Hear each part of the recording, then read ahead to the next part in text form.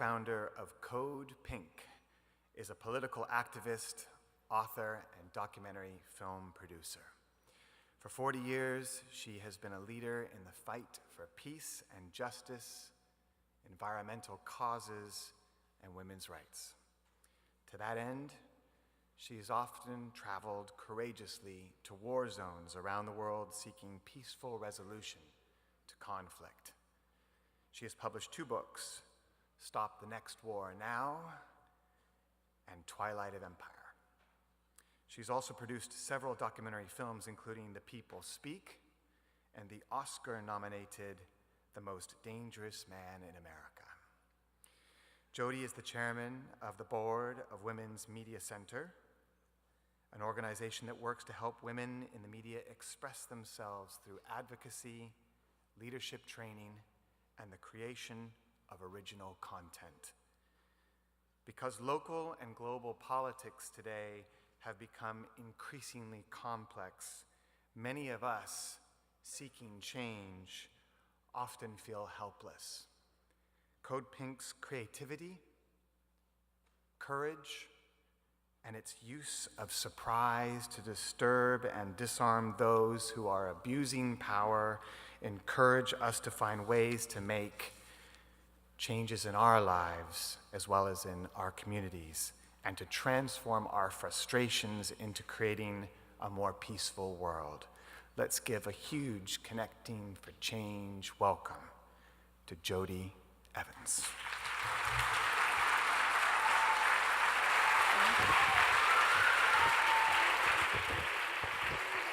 Thank you. So after honoring Wangari, how can we talk about powerlessness? Wangari's in the house.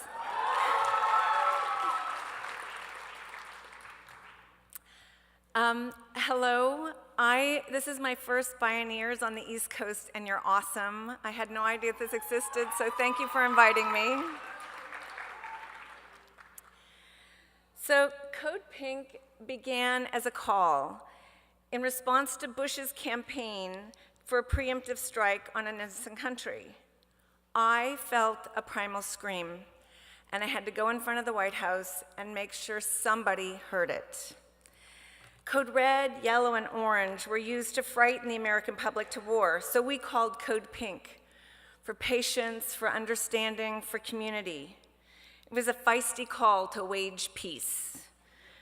Pioneer Caroline Casey had called Code Hot Pink a few months before at an event that Pioneer's co-founder Nina Simons had put together with 35 unreasonable women. But when we tried to use Code Hot Pink, we looked it up to buy the website that day, and it was a porn site, so we kind of had to shorten it. We have been in the face of power telling a different story since the first day Pioneer Shiro, Diane Wilson, jumped up on the post of the gate of the White House and didn't come down. She captured national attention until they figured out she was a peace activist instead of a terrorist.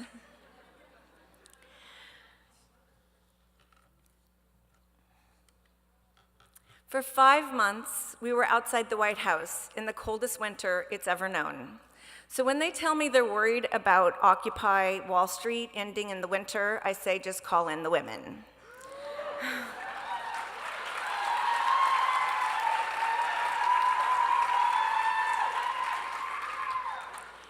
After speaking with tourists for months and realizing how little they knew about Iraq and what was being threatened, we took a trip there.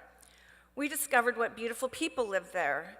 As we arrived at the border, they served us tea, and one came over and, noticing that Medea's last name was Benjamin, asked if she was Jewish, to which she said yes, a little nervously. And he got up and ran out, and we looked at each other and said, oops, well, this is the end. He came back with the Torah and asked her to explain a word to him. And being a secular Jew in America, she didn't know how to speak Hebrew, so asked him instead, why are you studying this language? And he said, because when we were at war with Iran, I learned Farsi. And now that we're about to go to war with Israel because they thought America invading was about Israel, I need to learn that language too, because I want to understand the enemy. And then we asked them, why are you being so good to us? And they said, because you're American and we're Iraqi, you're not Bush and we're not Saddam. And we wish that Americans had that understanding of power.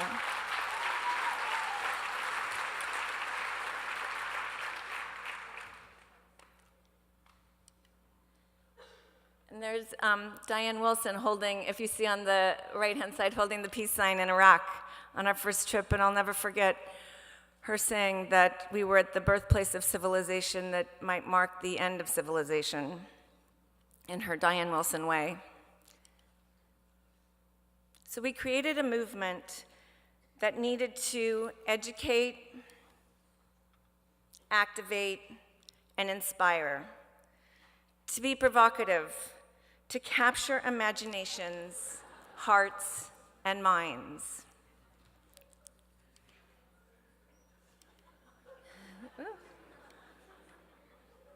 It's not moving. Oh, there we go. So, little did we understand when we picked pink the power of it. Matter of fact, Medea was always in black, and I, a redhead for life, had been told I couldn't wear it. The first time I noticed it was in our first march, and we were all in pink, and everybody came at us smiling and in wonder and delight. And so the other thing was when we went to Iraq the second time after the invasion, and Bremer could not understand how I continued to find my way into his office. But it's because pink is also makes you feel safe and calm.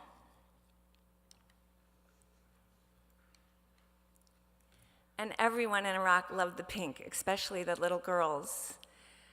Except when I look at this picture, I think about her and the last 9 years of war that she's had to live through, and watching that city that we had such an amazing time in be destroyed. It is now cut up into small pieces that are war zones. Iraq was a country that prided itself on its intelligence. Everyone had doctor's degrees, and they had free education and could go anywhere for it. But now the head of psychology of Iraq says that all the kids' IQs have lowered because they all suffer from PTSD, post-traumatic stress disorder.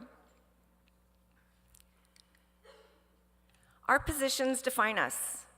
When was the last time you changed your position around something that was important to you through debate or argument?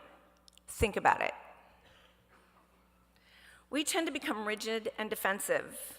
To change hearts and minds, we have to reframe the story and the experience.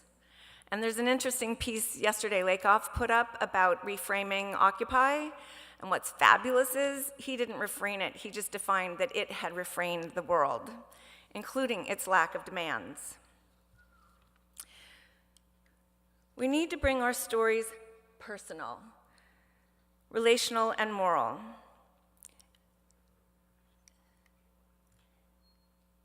In New York City, we have local organizers around the country, and someone trying to tell the story when no one was paying attention to the anti-war movement and trying to have effect, created a campaign called Walk in Their Shoes. The way this campaign started was collecting shoes in schools of the activists. That meant the story went to the school. Why are we collecting shoes? Because young children have died in Iraq. And then they went outside of Hillary's office to talk about the fact that she should walk in the shoes of the Iraqi people before she voted for more money for war. It captured the attention of the media because we took the story personal, because no one could pass those shoes without feeling. The campaign spread across the country and the world, and the next big march was about shoes. People bought 8,000 of them, placed in a lucite box with a map of Iraq and tens of thousands of names of dead Iraqis. Because it was personal for each marcher, they said it was the best march they had been to. They were inside the story. AFSC picked it up and started a collection of soldiers' boots that continues to tour the country. That lucite box sat outside Busboys and Poets in DC until Obama won Of course, we thought it was over. Name it to change it. We started our Pink Slip campaign directed at Hillary. One day, hundreds of us took over her office in pink slips. We were trying to explain to her what we'd seen in Iraq and said, if you can't do the job and not take us to war in Iraq, then you need a pink slip. And somebody else, especially a woman who understands the cost of war, needs to have your job. We continued that campaign until she decided to run for office and took our pink slips every rally that she had until the 5th day of her announcement. She had to come out against the war because she couldn't take the presence of the pink slips in the rally.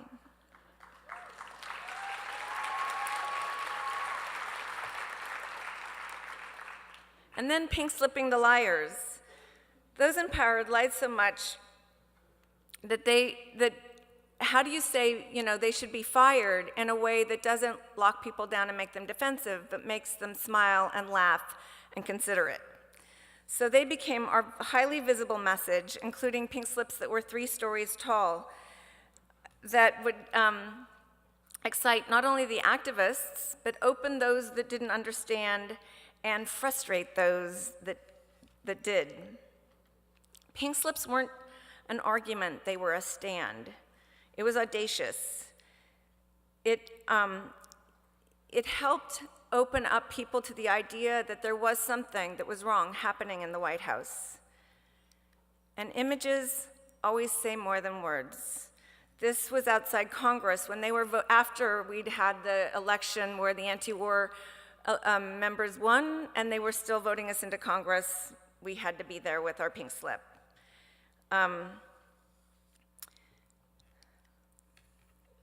Never doubt that one woman can change the world.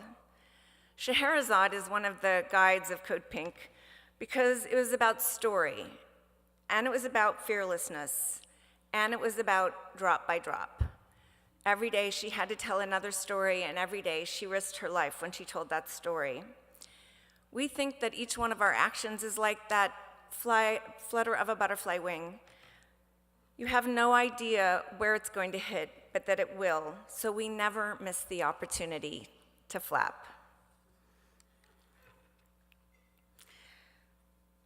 What does it really look like to own your own power, to get out of the way of the ideas you have about who you should be and show up as who you are?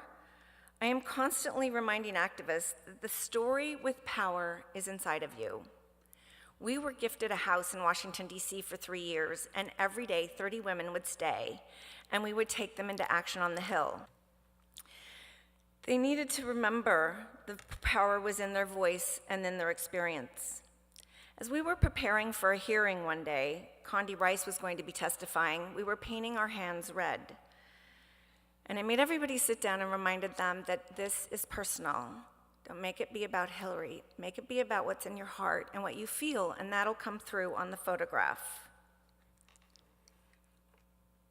Little did I know that Des would take this very seriously and surround Condi's face with her bloody hands and say, "You have the blood of the Iraqi on your hands."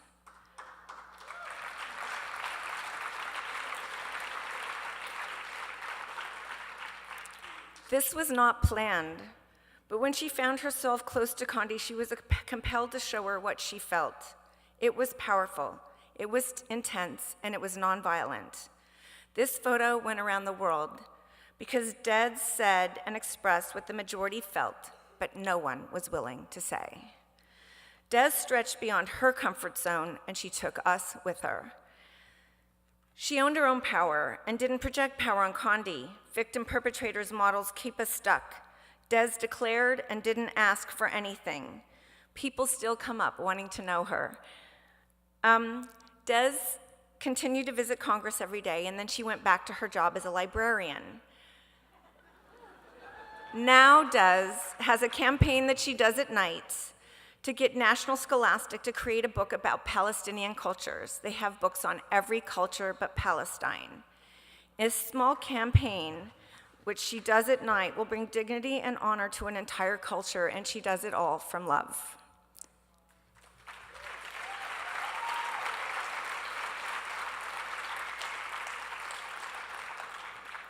So think of her when next time an excuse arises in your heart or mind. Engage what you know to be true. It will help you clarify your feelings and put you in relationship with what has taken the breath and good sense out of you. By engaging your own heart and experience, you won't feel the powerlessness. You might even feel your own fear and vulnerability, and they are powerful places to live from. Say what you know. Feel it. Make it immediate. You have to start there. We always want to think it's out there, but it's in here.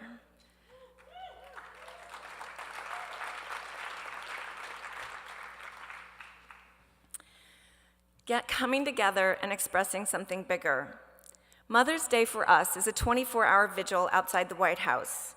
We come together in response to Julia Ward Howe's call. One year we did a call about 5 months before and asked people to knit 5-inch pink and green squares. Outside the White House, we sewed them together into a giant cozy that stretched the front of the White House, and it read, "We will not raise our children to kill another mother's child."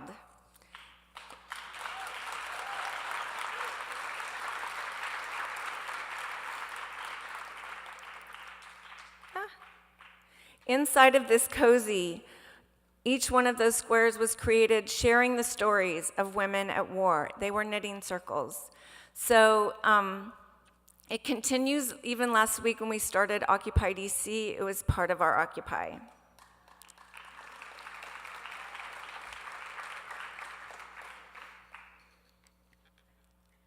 The change you want to see is inside of you.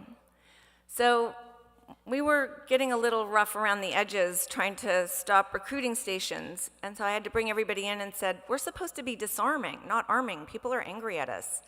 What could we do that really showed us how to be disarming? We'd been running a campaign to stop an Ackerman resolution, which was an act of war on Iran, a blockade of the Persian Gulf, and Nancy Pelosi's office had told us it was going to pass like a knife through hot butter. So we got on our blow-up dinghies and our rowboats, and with our peace flags, and we surrounded his boat. He lived on the Delta in Washington, D.C., at 7 a.m. one morning and said, "No war on Iran." He was so disarmed, he came out and met with us. We'd been in his office for a month. He met with us and listened to us, then had us come to the office and heard us again, tabled the resolution, and now it is dead.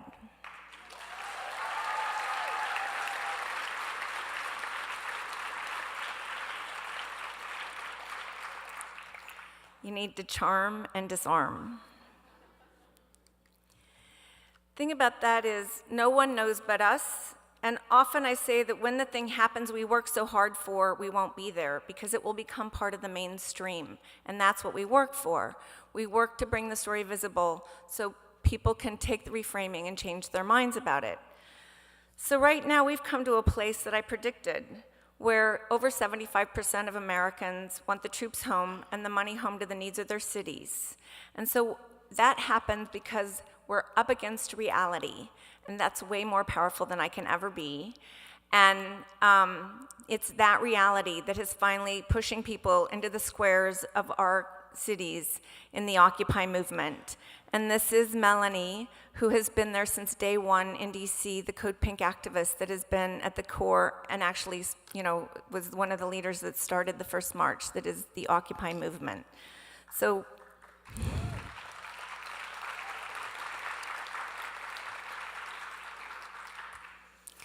it's also knowing when to move on and where to use your power and where to use what you've learned in the process. And Melanie has done that over and over again in the square, and she's started Women Occupy Wall Street because in these squares women aren't safe and they're not actually allowing the balance of power that you'd think a progressive movement should. So yesterday when I went to Occupy Boston, I had to get up at General Assembly and say 99% does not mean 100% men, because that's all that was at the front of the room.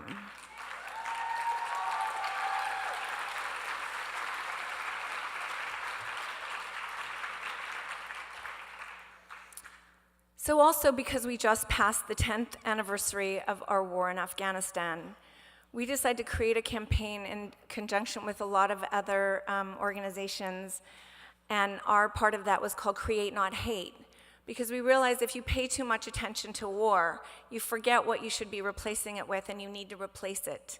So our campaign is called Create Not Hate, and here's one of the creative pieces we did the first day of DC. I pulled the audience together, and everybody at Occupy DC became the 99% with their bodies.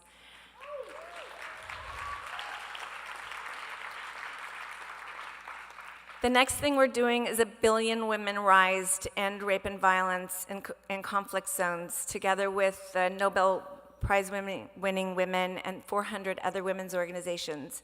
Because the UN just said that 1 in 3 women living on the planet today will be raped. That is 1 billion women. We need to stop it.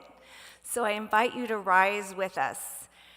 In February 2013, we will have 1 billion women who will quit investing in the world that calls itself the world and dance in the streets. And also, while I'm here, I'd love for you to tell me what you would create, what you would make instead of war. It's our campaign right now. And some people have said, make jobs not war, make sense not war, make love not war.